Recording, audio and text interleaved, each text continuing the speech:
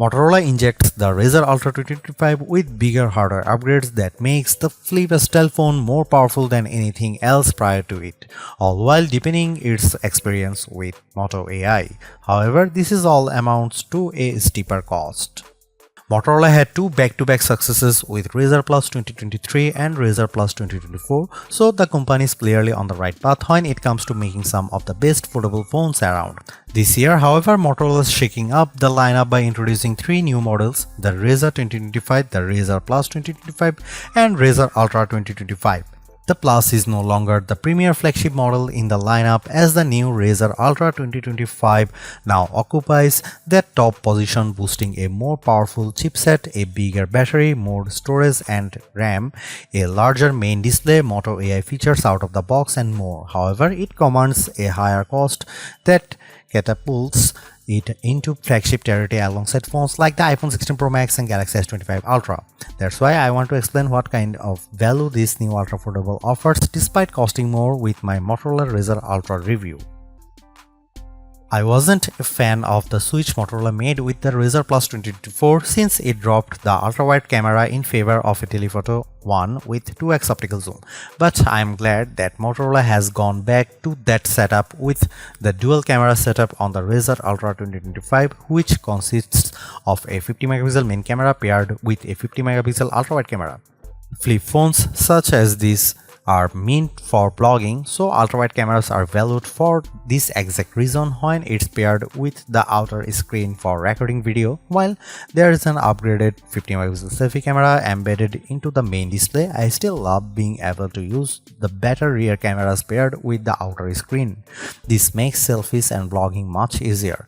Content creators will enjoy the number of camera modes available with the Razr Ultra 2025, including new editions like Group Shot, which basically takes a burst of images and blends the best faces for the picture perfect shot. As much as I like using Pro mode to tweak the camera settings to my hiking, it's only for photos and not videos.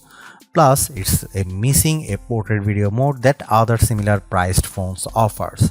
Here are some camera samples of the Motorola Razr Ultra 2025.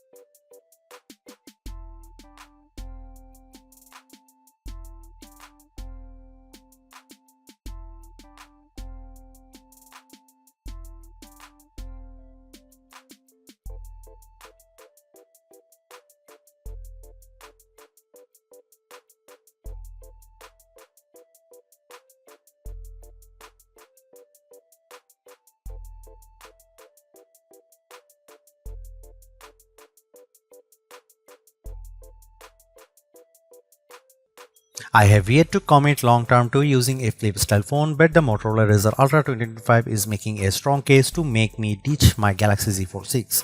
That's because this compact ultra sleek foldable phone is turbocharged in nearly every way over last year's Razr Plus 2024. Like I have said already, it's the most powerful and longest lasting foldable phone I have come across. On other note, I also love how it goes back to main and ultra wide camera setup, which is powerful combo for creators. I just wish there were more video centric modes to really make more use out of it.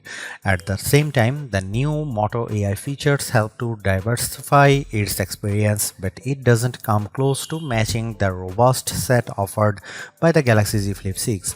There's definitely still a lot more that Motorola could do to bring it to the same level, but it's not here in the current iteration. Most of all, I'm torn about the higher cost. It's a big step up over past models and sets a precedent for everything else. Price increases are inevitable, but this is just a bigger jump than what I anticipate shelling out for a flip style phone. It's not perfect, but the Razr Ultra 2025 is steering in the correct direction by entering the AI conversation, all while making marked improvements just above everywhere.